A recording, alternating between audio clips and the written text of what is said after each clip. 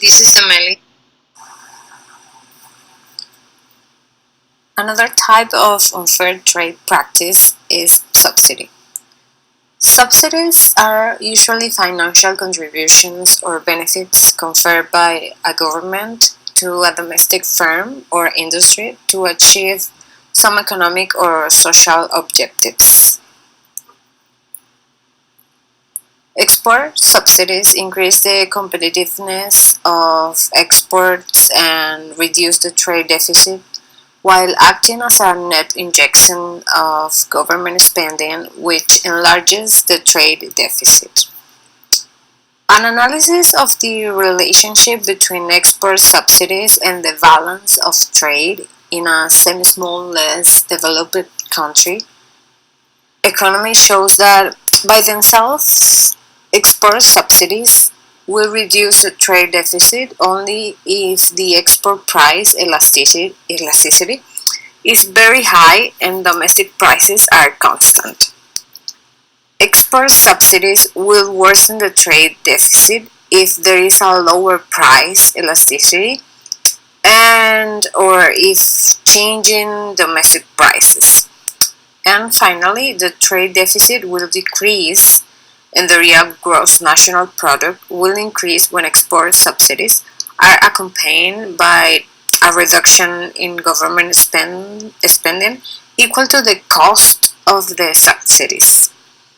Export subsidies might provide a key alternative for economies that can no longer compress the real wage but must improve their balance of trade.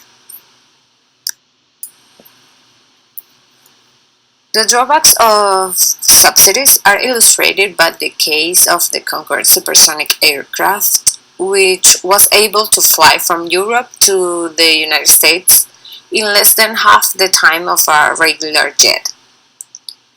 The aircraft's development by a consortium of European companies was spurred not by demand but by a host of European Union subsidies.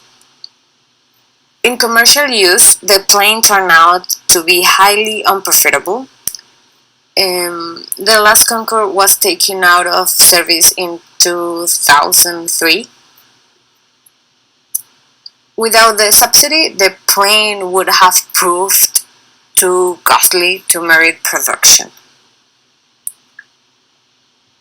A subsidy usually exists if a government confers a benefit on a domestic firm or industry by providing any form of income or price support, or provides a financial contribution by providing funds, grants, or making loans at less than prevailing commercial interest rates, or providing loan guarantees that allow the company to receive loans at rates more favorable than non-guaranteed commercial loan rates.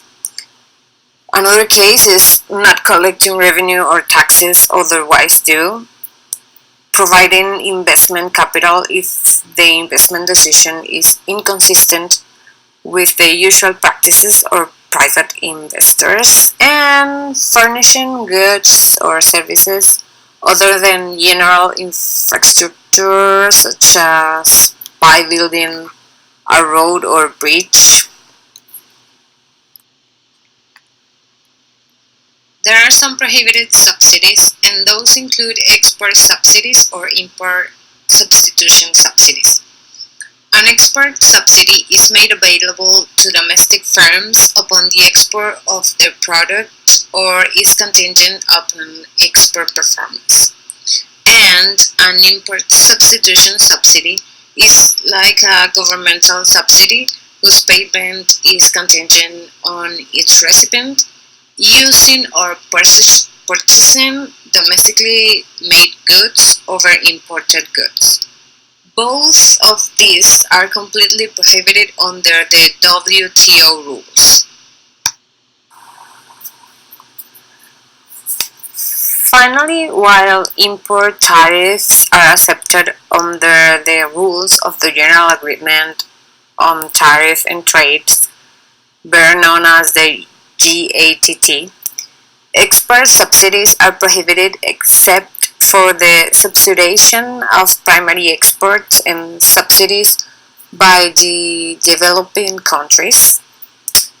And also, export and domestic subsidies can be countervailed, but the amount of countervailing duty is limited to the subsidy on products imported into the country, taking countervailing action, those excluding subsidies that benefit exports to third countries and domestic sales.